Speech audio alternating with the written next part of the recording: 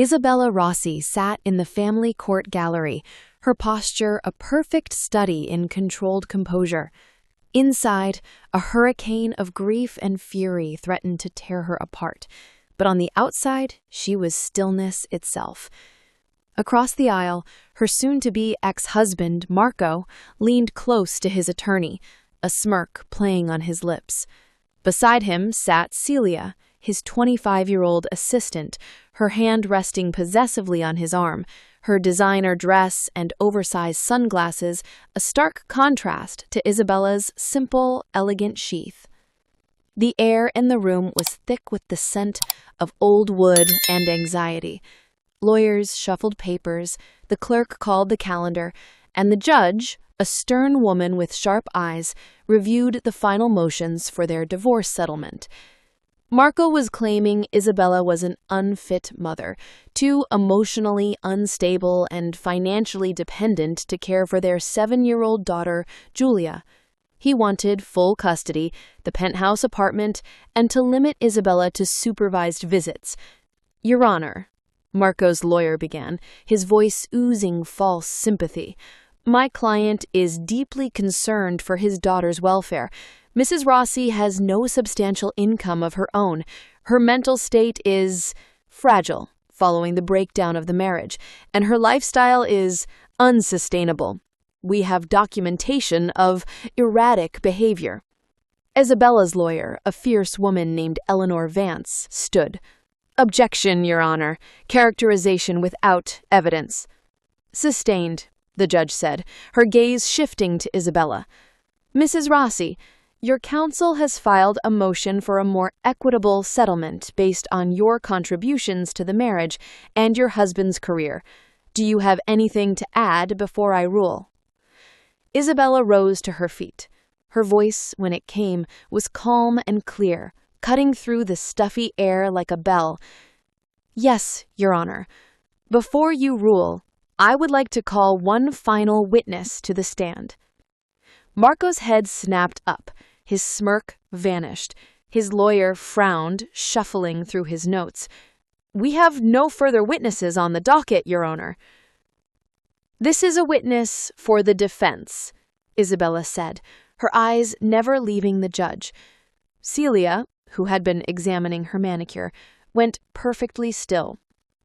A faint line appeared between her perfectly sculpted brows. "Proceed," the judge said, curiosity flickering in her eyes. The heavy oak door at the back of the courtroom creaked open. Every head turned. The click of sensible heels echoed on the marble floor. A woman in her late 50s, dressed in a crisp professional suit, her hair in a neat bun, carried a leather-bound notebook and held herself with an air of unshakable authority. When Marco saw her, the color drained from his face. He looked as if he'd seen a ghost. His mouth opened, then closed, no sound emerging. Celia's hand flew to her throat, her earlier composure shattered into a mask of pure, unadulterated panic. Isabella did not look at them. She kept her gaze forward, but her heart hammered against her ribs, not with fear, but with a long-awaited vindication. She remembered how, just months ago, she had been the dutiful wife, the hostess, the invisible partner in his successful architecture firm. Now, she was the architect of her own deliverance, and the witness, now being sworn in, was the foundation upon which she would rebuild herself. 2 months earlier, from the outside, Isabella and Marco Rossi's life was a masterpiece. Their penthouse overlooking Central Park was featured in architecture digests. Their charity galas were society page staples. Julia attended the most exclusive private school in Manhattan.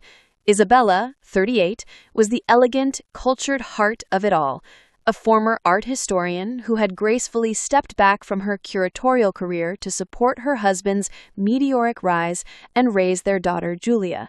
Her days were a meticulously managed portfolio of obligations, planning fundraisers, overseeing the household staff, curating Marco's public image and ensuring Julia's life was enriched with music lessons, art classes, and bilingual tutors. She was the invisible engine of his success, the glue that held his perfect world together. Marco, 42, was charming, ambitious, and beloved by his partners and clients. He called Isabella his muse, his rock. He'd kiss her cheek at parties and tell everyone he couldn't have done it without her. She believed him. The crack in the masterpiece appeared on a Tuesday. Isabella was returning a forgotten lunchbox to Julia at school when she saw Marco's car idling a block away. Not his usual driver.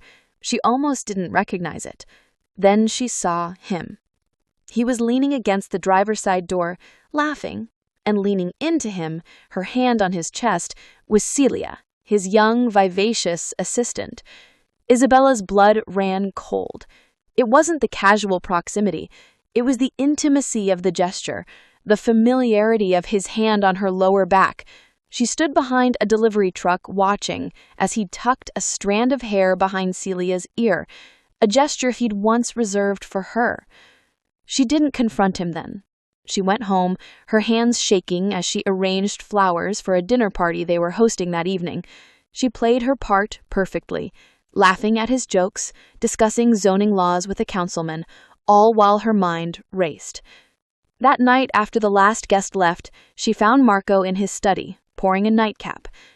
"We need to talk," she said, her voice eerily calm. He turned, his smile fading when he saw her expression. "What's wrong, Bella?" "I saw you today, outside Julia's school, with Celia." The silence that followed was heavy, expensive. He didn't deny it. He simply sighed as if he'd brought up a tedious administrative problem. "Isabella, it's complicated." "Uncomplicate it," she said, her voice hardening. "She understands the pressures I'm under. The firm, it's a lot. It's nothing against you." He walked around his desk, his tone placating. "You have your life here, the charity work, Julia. This bing with Celia, it doesn't change what we have." "What we have?" she repeated, disbelief turning to fury. "You have a wife. You have a daughter. What exactly do you think you have with her?" He had the audacity to look annoyed. "It's just sex, Isabella. Don't be dramatic. It doesn't mean anything." "Get out," she whispered. "Don't be ridiculous. This is my home." "Get out," she said, louder, her composure cracking, "or I will call every single one of your clients and tell them what a pathetic cliché you are." The next morning he was gone. But the war had just begun. Within a week, his lawyer served her with papers. He was seeking a divorce on the grounds of irreconcilable differences. He offered a paltry settlement, claiming her spending was extravagant and she had contributed nothing to the financial success of the marriage. He wanted Julia. "You'll be lucky to get an apartment in Queens," he told her over the phone, his voice cold now, all pretense of affection gone. "You're a kept woman, Isabella. You have no marketable skills. The court will see that. No judge will give a child to a woman with no income and no future." Then Celia started appearing everywhere. At Julia's piano recital, sitting in her seat, in the front row at Marco's TED Talk, beaming with pride. The final insult was a gossip column of them leaving a jewelry store, the caption hinting at a soon-to-be-announced engagement. Isabella's world shrank to the four walls of her soon-to-be lost home and the terrifying prospect of losing her child. The fear was paralyzing. But one afternoon, while packing up Julia's old art projects, she found a drawing, a stick figure of herself with the words, "World's Best Mom," scrawled underneath in crayon. It was like a switch flipped. The paralyzing fear was replaced by a cold, clear rage. He wanted to erase her, to reduce her to a dependent footnote in his story. He had forgotten who he was dealing with. She didn't have a job, but she had a razor-sharp mind. She didn't have recent pay stubs, but she had a decade's worth of records. She spent days locked in his old study, which he had hastily emptied but not thoroughly cleaned out. She went through every file, every old laptop, every discarded receipt. And that's when she found it. Tucked in the back of a drawer filled with dead pens and old keycards was a burner phone, charged, and on it text messages, not between Marco and Celia, but between Marco and his firm's senior accountant, Lydia Shaw. Messages about offshore accounts, inflated invoices to clients, and skimming from the company's nonprofit foundation, the very foundation Isabella had chaired for years. Marco wasn't just a cheat, he was a fraud, and he had involved the family's finances and, by extension, Isabella and Julia in his crimes. This wasn't just about divorce anymore. This was about survival. She made a copy of everything. Then she called the one person Marco feared more than anyone, Lydia Shaw herself, the woman who had been the firm's steely, incorruptible financial conscience for 20 years, the woman Marco had recently, and very quietly, forced into early retirement. Isabella didn't threaten. She simply stated the facts. He's going to throw me and my daughter under the bus to protect himself and his girlfriend. I have the evidence, but I need you to confirm it for Julia. There was a long silence on the other end of the line. Then Lydia Shaw, a woman who valued order and integrity above all else, said, "Tell me when and where." Back in the courtroom. The courtroom was so silent you could hear the hum of the lights. Lydia Shaw sat straight in the witness chair, her posture mirroring Isabella's. Eleanor Vance began. "Miss Shaw, can you please state your occupation and your relationship to the respondent, Marco Rossi?" "I was the chief financial officer and senior accountant at Rossi Architects for 22 years. I was terminated 3 months ago." "And were you aware of Mr. Rossi's extramarital affair with his assistant Celia Reed?" "Objection," Marco's lawyer shouted. "Relevance?" "It goes to character and financial conduct, Your Honor.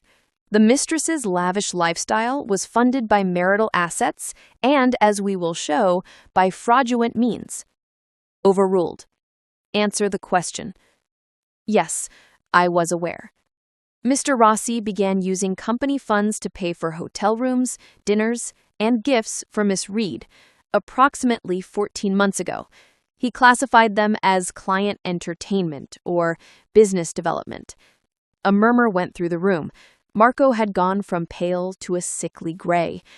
Eleanor continued, presenting exhibits.